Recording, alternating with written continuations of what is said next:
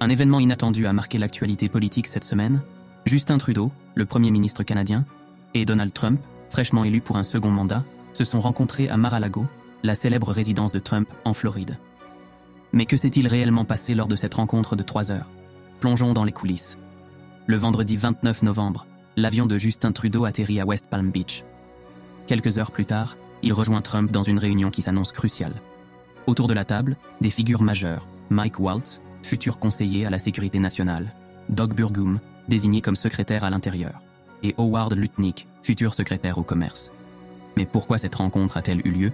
Quels étaient les sujets sur la table? Selon des sources proches, les discussions étaient variées et stratégiques. La sécurité frontalière, notamment le contrôle du fentanyl, la coopération sur les pipelines et l'énergie, la défense et la situation en Ukraine, et même la prochaine réunion du G7 prévue au Canada.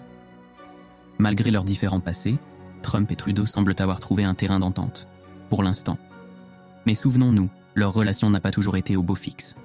Trump avait qualifié Trudeau de faible et de malhonnête lors de son premier mandat. Pourtant, cette rencontre marque un nouveau départ, ou du moins une tentative. Pour Justin Trudeau, cette rencontre intervient à un moment délicat. Son gouvernement est sous pression, les sondages ne jouent pas en sa faveur, et les élections canadiennes approchent à grands pas.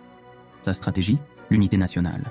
Il a réuni ses ministres et convoqué les premiers ministres provinciaux pour préparer une réponse forte à la nouvelle administration américaine.